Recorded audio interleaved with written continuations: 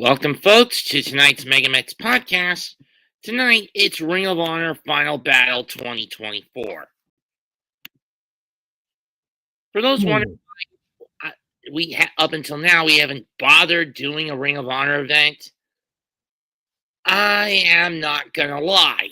The Tony Khan era Ring of Honor has been crap.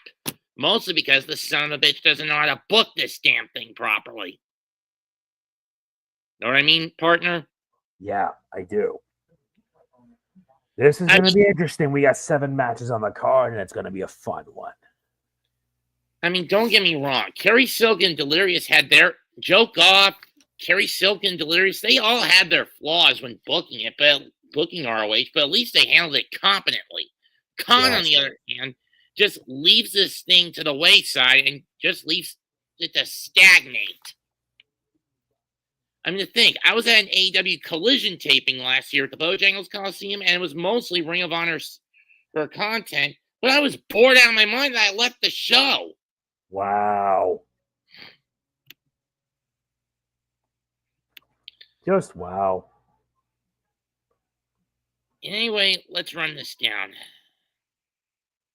We kick it off with a double bull rope match, Texas bull rope match for the ROH World Tag Titles. The champions, the Sons of Texas, Dustin, Rhodes, and Sammy Guevara, defend against the Righteous, Vincent, and Dutch. Texas bull rope match. This Steiner. Yeah, what the hell is it? Oh, yeah, the type of strap match where the wrestlers are bound together by a thick cattle rope with a cowbell. The objective is to achieve a pinfall or submission. Or in other cases... Why does this remind me of that Yappa Pie Indian strap match? That's so funny. Or in some cases, they'll remove the pinfall and submission stipulation, and you just got to touch all 4 corners of the ring without being stopped by your opponent to win. Yeah. Why do I have such I think we're going with the... But my guess is we're going the former route with this, with the stipulation for victory in this one. Mm-hmm. Because it would be pretty damn difficult to do it with the latter one. Indeed.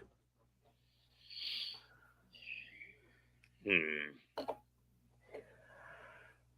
for those wondering where this is taking place from, it's in the Hammerstein Ballroom in New York City. On 34th Street, in the heart of Times Square. Ew, Hammerstein Mall. The same place where Raw aired its first episode. Yep. These days, I think the only promotion that's been using the Hammerstein has either been House of Glory or Game Changer. Mm-hmm. Especially when ECW and ROH used this venue a lot back in the day. The OG Ring of Honor, of course. Uh-huh. So true. I'm going to give this to Rhodes and Guevara. Where are you going to go with it? I will probably give it to the Sons of Texas, and they will retain. Now, let's move on to the next match. It's a one-on-one match. Jay Lethal versus QT Marshall. Pronounced Marshall, but whatever. Don't ask. It's how he pronounces it. Fair. I think it's no-brainer here. Jay Lethal wins. Marshall has been basically reduced to cannon fodder and or head trainer of the AEW wrestling school. No wonder. So, Lethal for the win? Yeah, Lethal for the win. Next up for the ROH World TV Women's TV title. Red Velvet defends against Leyla Hirsch. I'm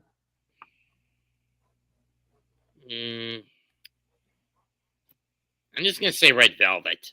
Yeah, that works. You're up. Yeah. The next one is Red Velvet. You already did the Red Velvet versus Leyla Hirsch match. So let's move on to the Pure Championship. For the ROH Pure Championship, it's a pure wrestling rules match. Lee Moriarty versus to be announced. It's an open challenge, essentially. For those who don't know what a pure wrestling rules match means, it's like this. First off, you're not allowed to hit your opponent in the face with a closed fist. You do this once, you get warned, and you lose a rope break.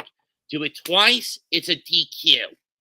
Each wrestler only gets 3 breaks in the ropes to prevent a pinfall or submission attempt. Once those are used up, you can't use the ropes to save yourself. And any outside interference on either side's behalf, the party involved, the individual who's causing the outside interference, has his or her contract terminated. Wow. Originally, this championship began at the 2nd anniversary in 2004, won by AJ Styles. But it was put to bed at Unified 2006 when Bryan Danielson defeated Nigel McGuinness in a title-for-title match. The belt wasn't brought back until 2020, and at the worst time of the COVID pandemic, where it was held with an 8-man tournament, where it would eventually be won by Jonathan Gresham, who held on the title for a good bit around a year, before he dropped it to Tony Deppen. Then he dropped it to Tracy Williams. He dropped it back to Deppen, I think. Maybe that was a TV title I'm thinking about. I don't remember. Yeah.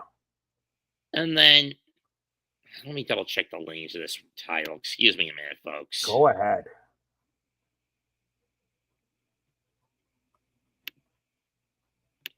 Champions. AJ Styles then vacated due to contract disputes in 2004 following the Rob Feinstein controversy. But of course, which led to Styles getting pulled from all ROH shows by TNA. It was then won by Doug Williams in a tournament, then won by John Walters, who then lost it to Jay Lethal, who then lost it to Samoa Joe, who lost it to Nigel McGuinness, which then led to the Unified match against Danielson and led to the belt being shelved for 14 plus years. Then Jonathan Gresham won it in a tournament final. Then he lost it to Josh Woods, which is when Tony Khan purchased the company in September of 2021 at Death Before Dishonor 18 at the 2300. Then Wheeler won the title at Supercard of Honor 15. Then he dropped it to Daniel Garcia at AEW Dynamite taping. And then he dropped it back to Yuta at Final Battle 2022 to drop it to Katsuyori Shibata at Supercard in 2023. Then Yuta got back at Rampage in November before dropping it to Lee Moriarty at Death Before Dishonor back in July.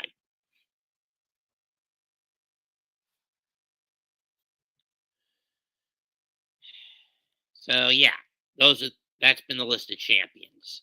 Wow, that's a lot. I'm going to give this to Moriarty because unless he gets a good opponent, I'm not sure who can give him a run for the money. You know what I mean? Yeah. I agree. I'll probably give it to Lee.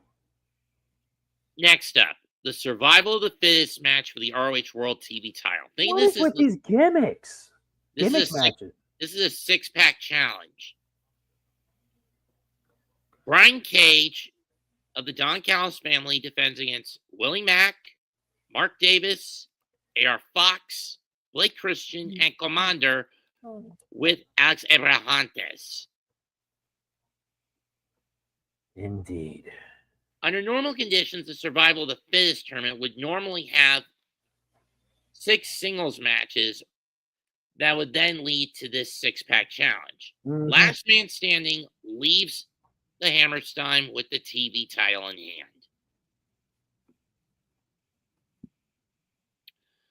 On the one hand, on paper, one would say that Mark Davis would have the advantage when you consider that his former partner Kyle Fletcher won this match to become TV champion a year ago.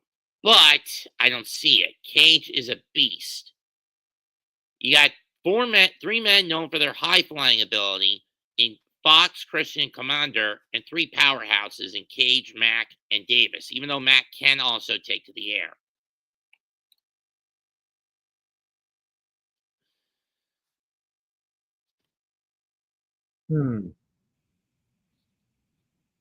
What to pick for this 6-man challenge? This is tough because you got like 6 different people out for blood. But I think it's mostly going to boil down to either Davis or Cage. I'll pick Davis. Who are you going to pick? I think I'll side with you. I picked Cage when I did this prediction on Johnny Gargano's Discord server. Agreed. But you're taking Dunkzilla, that's fine. Now, one of the 2 title matches on this card I fucking hate. You do this one. The champ for the ROH World Title, Chris Jericho, the champion, will face off against Matt Cardona. Okay, 2 things here, Tony. And answer me honestly, you son of a bitch. 1, was there any reason to put this belt back on Jericho? You had a good thing going with Mark Briscoe. No one wanted that belt on Jericho again. But no, you just had to give him his 9th. Make him the 9 world champion. Fuck that! And 2, was there any reason to make Cardona the challenger? He hasn't been in AEW in almost 3 years. In quite some time. At least on a full-time stint. Most of the time, he's either... The 2 promotions he's been in most often over the last 5 or so years have been either TNA or in Game Changer. The latter of which he's the kayfabe head honcho of these days. Agreed. I mean, I get it. Cardona's king of the indies. A deathmatch legend these days. But putting him after a title that, if you look at his character work the last handful of years, have shown he has none of the qualities of that belt or what that belt is supposed to embody. Honor. There was no reason for this.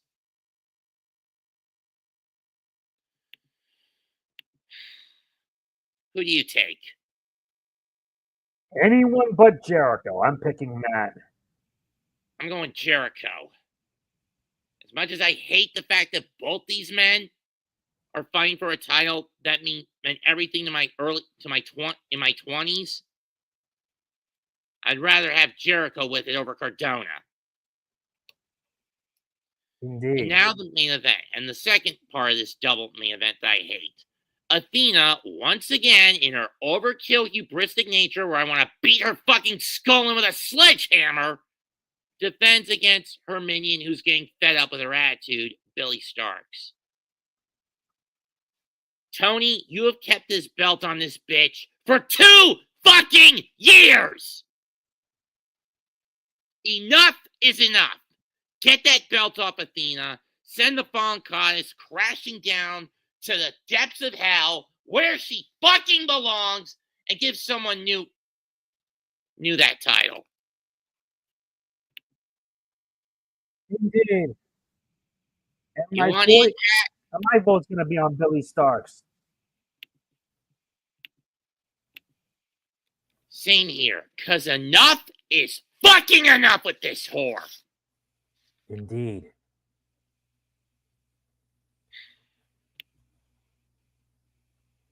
If you want to come in, Pat, I've left the link in the chat so you and Jose can have your 2-3 minutes of introduction. 2 and 3 minutes, huh? Nice to hear from 5. them, at least, because tonight we're about to have Thursday Night Football on Amazon. Speaking of which, the Giants lost again. Even though their playoff hopes are dead, which means the fight for the number 1 pick is still going. In all honesty, I was not surprised they lost to Baltimore. Of course they didn't. Of course they didn't. I'm not surprised they lost to Baltimore either way. I actually did my thoughts. You want to know the funny thing is? There was a sign going on Flag Day. Mara, this won't stop until you fire everyone. And honestly, Mara needs to fire everyone like yesterday. Or yeah, just hand the reins over to Tish. Exactly. Tonight, the Chargers are hosting against the Broncos. And that has significant AFC wildcard implications. Oh, yes, it does. When you consider there's a 3-way deadlock between them, those 2 in Baltimore.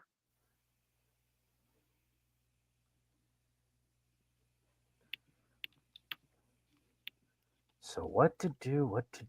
He says, hey, calm down, sir. I don't blame you. Believe us, we don't. He has every reason to be angry, and I'm allowing it. I think he was he was telling that to me because of my tirade against Athena, not what's going on. I know.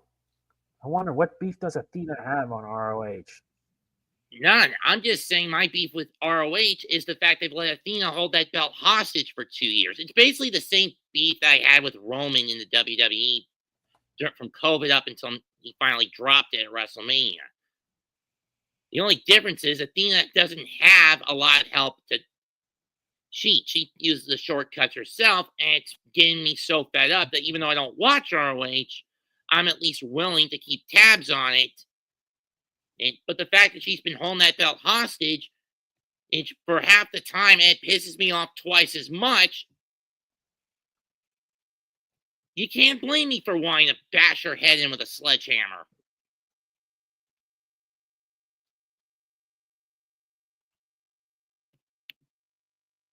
I don't blame you, honestly. But Billy Starks pulled the trigger. I mean, if you don't snap on Athena tonight on Honor Club, you're not ready to be a champion. And when I mean snap on her, I mean break her fucking face in. I share your frustration on that one, believe me. That's it for tonight's show. Comment, like, share, subscribe to us, as well as other members of the Big Blue Crew. Goodbye, and good fucking night. Bang. Bang indeed. I'll leave you a link to a Discord to whichever channel one of the guys is going to call the game on. You can hop in on that. Understood. I'll see you then. Later. Late.